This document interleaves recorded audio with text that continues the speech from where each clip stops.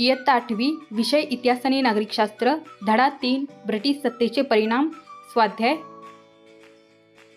प्रश्न 1. दिलेल्या पर्यायांपैकी योग्य पर्याय निवडून विधाने पुन्हा लिहा.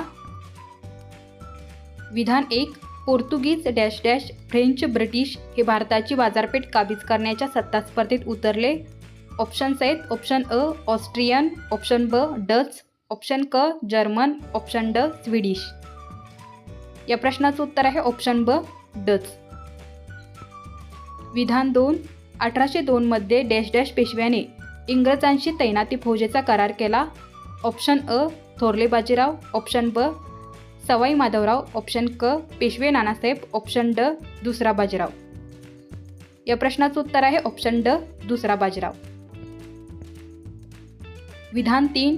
जमशेदजी टाटा यांनी डॅश डॅश येथे टाटा आयर्न अँड स्टील कंपनीचा पोलाद निर्मितीचा कारखाना स्थापन केला. ऑप्शन अ मुंबई, ऑप्शन ब कोलकाता, ऑप्शन क जमशेदपूर, ऑप्शन ड दिल्ली.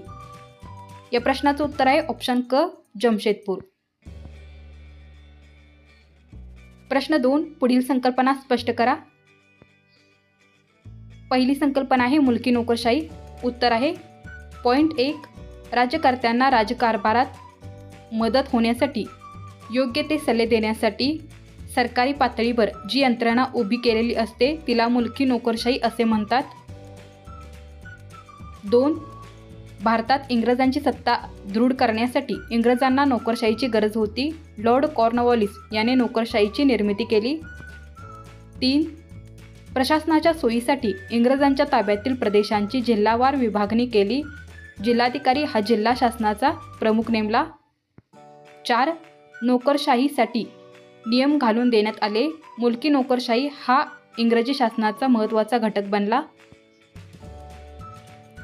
दुसरी संकल्पना आहे शेतीचे व्यापारीकरण. उत्तर आहे पॉईंट 1. पूर्वी शेतकरी प्रामुख्याने अन्नधान्य पिकवत असत. हे अन्नधान्य त्यांच्या घरच्या वापरासाठी व गावाची गरज भागवण्यासाठी उपयोगी पडत असे. 2.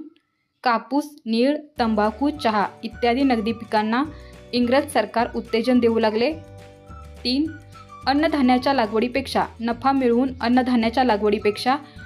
मिळवून देणारी व्यापारी पिके घेण्यावर जो भर दिला जाऊ लागला या प्रक्रियेला शेतीचे व्यापारीकरण असे म्हणतात. संकल्पना 3. उत्तर आहे पॉईंट 1. इंग्लंड हे आधुनिक राष्ट्र होते. औद्योगिक क्रांतीमुळे तेथे भांडवलशाही अर्थव्यवस्था रूढ झाली. या व्यवस्थेला पोषक व अशी अर्थव्यवस्था त्यांनी भारतात रुजवली. 2. उत्पन्न वाढवण्यासाठी इंग्रजांनी जमिनीची मोजणी करून जमिनीच्या क्षेत्रानुसार शेतसाऱ्याची आकारणी निश्चित केली. 3. रोख रकमेत व ठराविक वेळेत शेतसारा भरावा अशी सक्ती केली गेली. 4. अन्नधान्याच्या लागवडीपेक्षा नफा मिळवून देणारी व्यापारी पिके घेण्यावर जो भर दिला जाऊ लागला. 5. तसेच भारतातून बाहेर जाणाऱ्या मालावर कमी कर आणि इंग्लंडवरून भारतात येणाऱ्या मालावर जास्त कर आकारले जाऊ लागले.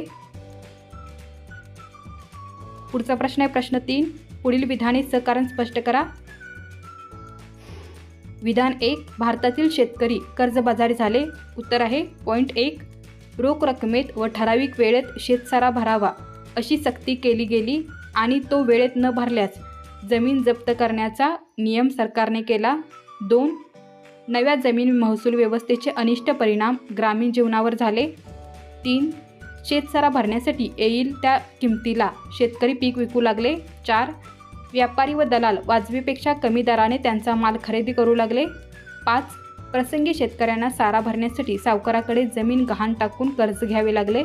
त्यामुळे शेतकरी कर्जबाजारी झाले. विधान 2. भारतातील जुन्या उद्योगधंद्यांचा ऱ्हास झाला. उत्तर आहे पॉईंट 1. भारतातून इंग्लंडला जाणाऱ्या मालावर इंग्रज सरकार जबरदस्त कर आकारत असे. उलट इंग्लंडमधून भारतात येणाऱ्या मालावर अतिशय कमी कर आकारण्यात येत असे. 2. इंग्लंडमधून येणारा माल हा यंत्रावर तयार झालेला असे. त्यामुळे त्याचे उत्पादन मोठ्या प्रमाणावर व कमी खर्चात होत असे. 3. अशी स्वस्त मालाशी स्पर्धा करणे भारतीयांना किंवा भारतीय कामगारांना कठीण झाले. 4. परिणामी भारतातील पारंपरिक उद्योगधंदे बंद पडले आणि भारतातील जुन्या उद्योगधंद्यांचा ऱ्हास झाला. प्रश्न 4. पाठाच्या मदतीने पुढील तक्ता पूर्ण करा. तर हा तक्ता आहे आपल्याला पूर्ण करायचा आहे. या ठिकाणी एका बाजूला व्यक्ती आहेत आणि दुसऱ्या बाजूला कार्य दिलेलं आहे. तर पहिलं बघा, व्यक्ती लॉर्ड कॉर्नवॉलिस यांचं कार्य आहे भारतात नोकरशाहीची निर्मिती केली यांनी. दुसरे आहेत लॉर्ड बेंटिंग यांनी सतीबंदीचा कायदा केला. तिसरे आहेत लॉर्ड डलहौसी यांनी दत्तक विधान नामंजूर करून संस्थाने खालसा केली. आणि चौथे आहेत विल्यम जोन्स यांनी एशियाटिक सोसायटी ऑफ बंगालची स्थापना केलेली आहे. तर धन्यवाद विद्यार्थी मित्रांनो. अशा प्रकारे हा स्वाध्याय पाहिलेला आहे. जर तुम्हाला असे स्वाध्याय पाहिजे असतील तर या चॅनलला नक्की सबस्क्राईब करा.